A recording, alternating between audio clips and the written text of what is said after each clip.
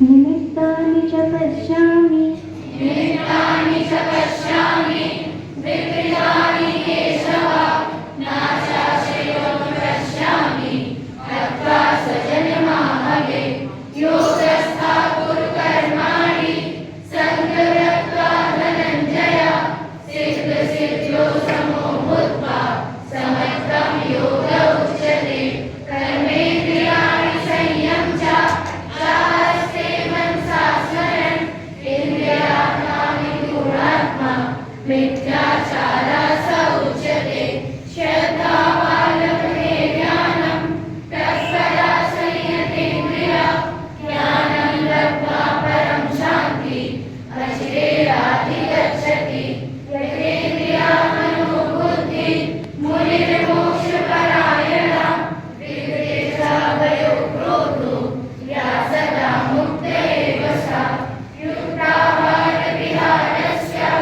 युक्तचेष्टस्य कर्मसु युक्तसपनाविबोधस्य योगो भवति दुःखः नरकीरसामृतमयि मम माया दुरन्तया मामेव निरवहन्ति मायामेतां तरन्ति ते अग्निज्योतिरः शुक्ला षड्मासा उत्तरायणं तत्रत्यागा गच्छन्ति ब्रह्मविदो जना अपि चेत् सुराचारो भजते मानन्दमा सामुद्रेव सामन्तव्यं सम्यक् चलति सोऽधिसा यो माननीशा वेति लोकमहेश्वरम् असम्मूढा समर्थेषु सर्वपापै प्रमुच्यते। युगा 5127 विक्रम संवत 2082 दिन गुरुवार दिनांक 30/10/2025 माह कार्तिक पक्ष शुक्ल पक्ष। आज का दिन हम सभी के लिए मंगलमय हो। धन्यवाद।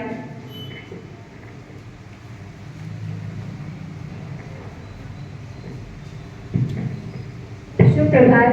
आज प्रमुख समाचार। राष्ट्रपति मुर्मू ने राफेल पायलट शिवांगी तस्वीर की साझा। प्रदेश के जंगलों में बर्फ जोन की 25,000 हेक्टेयर भूमि पर अवैध कब्जे। पहली बार नवीकरणीय ऊर्जा क्षमता 5 लाख मेगावाट के पार पहुंची। स्टैच्यू ऑफ यूनिटी पर एकता परेड में शामिल होंगे मोदी।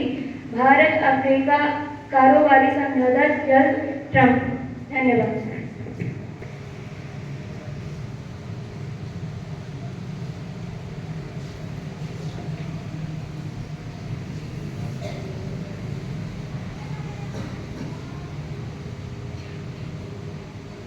एक प्रश्न है, लेकिन बिना बगल वाले से पूछे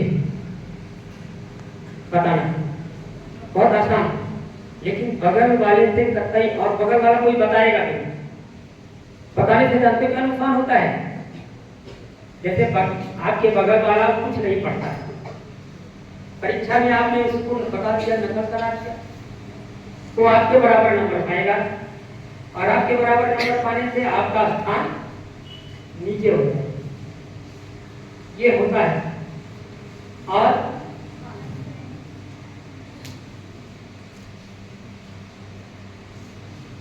जो नकल कराता है वो ज्यादा दूसरी, नकल करने वाला ज्ञानी है इसलिए वो करता है। यहाँ 2-3 बातें ध्यान रखना। ऐसे भैया हैं जो शांत मन से यहाँ वंदना नहीं कर सकते, उनके लिए कुछ खबरी, वो बाहर बरामदे में खड़े रहे। यहाँ अगर जरा से ही अनुशासनहीनता किया आपने तो निश्चित है आप दंड पाओगे। इसलिए आपके लिए छूट है, आप बरामदे में खड़े रहो। कक्षा में बैठ नहीं सकते, आप बरामदे में खड़े रहो। यहाँ वही आएंगे जो थोड़ी देर के लिए मन शांत करके ज्ञानदायिनी माता के चरणों में बैठ करके उसका उन्नयन करें। अन्यथा बताइए, यहाँ का माहौल दूषित तो मत करिए। दूसरे एक और आग्रह, ऐसे भैया जो यहाँ बैठे हैं भैया कुछ असहजता महसूस कर रहे हैं। क्यों? क्योंकि जिनके पैर दुर्गंध कर रहे हैं, जो 1 महीने से अपना मोजा नहीं धोए हैं। अभी हम वहां बैठे थे कुर्सी पर और ये आगे ही होंगे क्योंकि वो पहले आए, तो वहां तक दुर्गंध कर रहा था पूरा। तो किनके बगल में ये दिक्कत है, जल्दी बताइए। है जो पर्सनालिटी डेवलपमेंट कर, है ना, अच्छी भाषा का प्रयोग कर, ठीक ढंग से चलना, साफ सुथरा वस्त्र पहनना और थोड़ा बहुत सामान्य ज्ञान आपको आना चाहिए। ये आपके व्यक्तित्व का निर्माण करता है।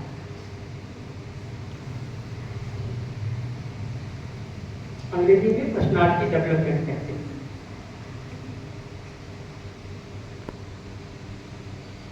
एक दिन वो हमारे ऑफिस में एक बच्चा आया था, वो वजीफा का फॉर्म भरने, पूरा ऑफिस 15 मिनट तक दुर्गंध करता। तुरंत मैं उसको वहां से भगाया, उनका जल्दी जाओ यहाँ से भाग। पता नहीं कैसे लोग हैं। आपको आपके अभिभावकों को माफी मिलेगी देखने के लिए, और रिजल्ट भी मिलेगा, और ये दोनों चीजें वो घर नहीं ले जा सकते, यहीं पर आएंगे। कल कितने भैया बहनों को सूचना दी गई थी डायरी में लिखने के लिए, और हाथ उठाइए।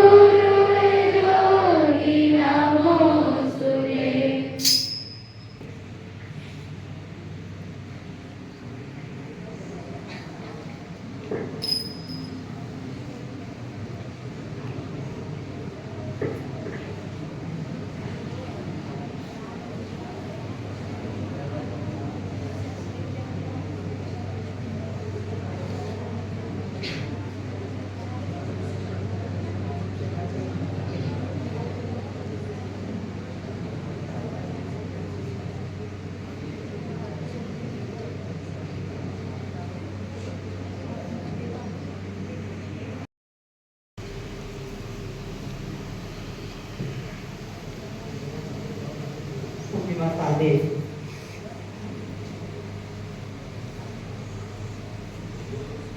सभी बंधुओं, उपस्थित भैया बहनों, मैं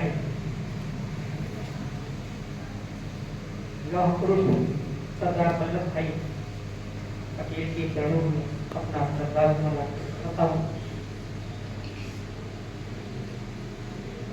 आज ऐसे महापुरुष की ये जयंती है जिनका चित्र लगा हुआ है। उनका जीवन पूरा जीवन प्रेरणा से भरा हुआ है। हम उनके पूरे जीवन से प्रेरणा प्राप्त कर सकते हैं।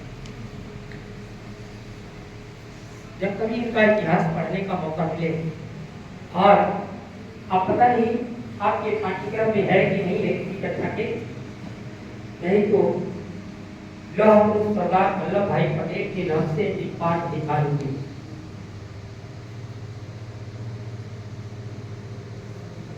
उसने एक घटना लिखी थी।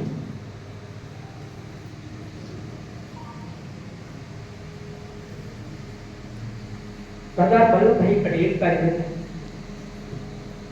31 अक्टूबर 1876 ईस्वी में हुआ था।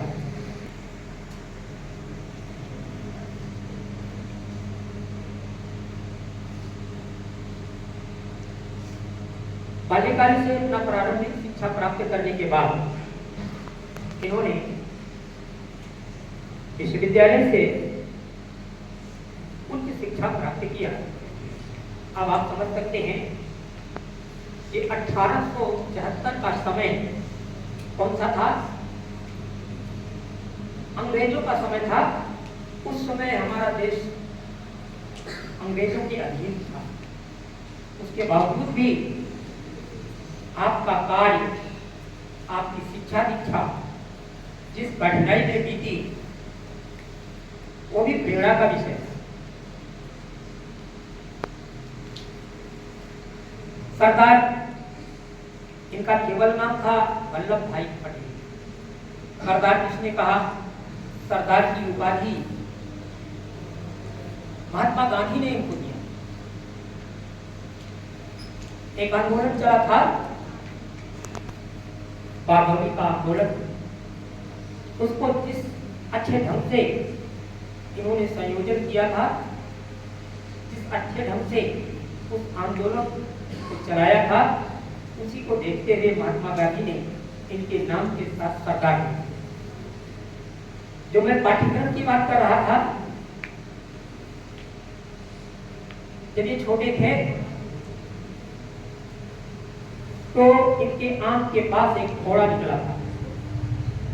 ये किताब में लिखा था, पढ़ाया जाता था। अब इस समय पाठ्यक्रम में है कि नहीं किसी कक्षा में, या आपने पढ़ा, याद दिला दे रहे हैं, हो सकता है आपको याद आ जाए। और वो फोड़ा ठीक नहीं हो रहा। आज का आधुनिक चिकित्सा उस समय नहीं थी। वैद्य लोग चिकित्सा का प्रबंध करते थे। किसी वैद्य ने बताया कि ये नासूर होता जा रहा है। नासूर का मतलब समझते हैं? जो ठीक ना होने वाला हो। तो किसी ने पूछा इसका उपाय क्या है? वैद्य ने बताया सलाद, एक लंबी सी कीली होती है, सुई जिसको कहते हैं, मोटी सी, उसको गर्म करके, लाल करके उस घोड़े में अगर अंदर उसके डाला जाए, और समस्या ये थी कि वो आंख के पास फोड़ा था, तो ये फोड़ा ठीक हो गया। अब आप बताइए कितना कठिन काम था। गर्म सलाखे को उस फोड़े में फंसाया जाए तब वो फोड़ा ठीक होगा। कितना कठिन काम। लेकिन सरदार वल्लभ भाई पटेल ने वैद्य से कहा, चिकित्सक से, कि आप करिए, कोई दिक्कत नहीं है, हम हिलेंगे नहीं। और कहते हैं वो सलाख गर्म करके लोहे की उस घोड़े में फंसाया गया। सरदार वल्लभ भाई पटेल के मुंह से चू तक नहीं। इस तरह से उनकी दृढ़ता को देखते हुए लोग उनको लौह पुरुष कहे, यानी लोहे की तरह से सख्त है। कितने मजबूत किस्म के व्यक्ति थे। आपको बताऊं, आज की तारीख में सरदार वल्लभ भाई पटेल के निगेटिव में एक भी स्टेटमेंट नहीं आता। कोई नहीं करता। जो जितने राजनेता हुए उस समय के, सबके ऊपर, गांधी के ऊपर, लाल बहादुर शास्त्री के ऊपर, जवाहरलाल नेहरू के ऊपर, सबके ऊपर विरोध में बातें आती हैं, लेकिन कोई भी वर्ग सरदार वल्लभ भाई पटेल के जीवन के बारे में निगेटिव चर्चा नहीं करता, क्योंकि उनका जीवन ही ऐसा। जब हमारा देश आजाद हुआ, आजादी के बाद यहाँ पर बहुत से छोटे छोटे राजा थे, बहुत सी छोटी छोटी रियासतें थी। उन सारी रियासतों को 465 रियासतें थी सभ्यता, उन सबको भारत में एकीकृत किया, अंदर किया, उनको मिलाया। उनको नहीं तो कहते थे हमारा झंडा अलग रहेगा, हमारी सेना अलग रहेगी, हमारी व्यवस्था अलग रहेगी, हमारे राजा अलग रहेंगे, हमारे मंत्री अलग रहेंगे, आपसे से कोई मतलब नहीं। ऐसे 465 रियासतों को सरदार वल्लभ भाई पटेल ने मिलाया। और उस समय कुछ दिन के लिए शुरू में उप प्रधानमंत्री भी थे और गृह मंत्री भी। थोड़े दिन के लिए जब प्रधानमंत्री कहीं जाता है, आपको जानकारी रहनी चाहिए, कोई पूछेगा तो बताना चाहिए, तो प्रधानमंत्री किसको चार्ज देके जाता है? गृह मंत्री को देकर जाता है। जैसे नरेंद्र मोदी कहीं विदेश यात्रा पर जाएंगे तो अपना कार्यभार जो समय का रहेगा वो गृह मंत्री को देकर जाते हैं। ये बहुत बड़ी बात है जानकारी के लिए। जब तक वो नहीं आते तब तक वो कार्य करते। ऐसा मौका उनको मिल गया। सरदार वल्लभ भाई पटेल को जवाहरलाल नेहरू कहीं चले गए थे विदेश यात्रा पर, तो ये हैदराबाद निजाम का नाम सुना है? हैदराबाद निजाम वो तैयार नहीं हो रहा कि हम आप विलय करेंगे अपनी रियासत को भारत के अंदर, वो तैयार नहीं हो रहा था। उस समय गृह मंत्री के रूप में पटेल जी थे और उनको पावर थी, प्रधानमंत्री की भी पावर थी। उन्होंने सेना लगा दी और सेना लगा करके जबरदस्ती हैदराबाद निजाम के राज्य को भारत में विलय कर दिया। ये आज की तारीख की, आज जानते हैं आप, समस्या ये रहती कि आज हमारा देश छोटे छोटे टुकड़ों में पड़ा है और उनको एक सूत्र में बांधने का काम किसने किया? सरदार वल्लभ भाई पटेल ने। ऐसा कार्य आज तक कोई न राजनेता किया, किसी भी सैनिक लड़े देश के लिए, सब कुछ हुआ, शहीद भी, लेकिन आज हमारा जो समूचा भारत है वो एक है, एक झंडे के नीचे काम करता, उसका एक राष्ट्रीय चिन्ह है। ये मात्र सरदार वल्लभ भाई पटेल की देन। हम सब लोग जन्मदिन किसी महापुरुष की इसलिए मनाते हैं कि प्रयास करते हैं हम आप आगे उस दौर से गुजर रहे हैं कि हम अगर प्रयास करेंगे तो सरदार वल्लभ भाई पटेल जैसा बनने का, और यही संकल्प लेते हैं महापुरुषों के जन्मदिन पर कि हम जिस महापुरुष का जन्मदिन है उसके थोड़े बहुत गुण अपने अंदर लाने का प्रयास करें।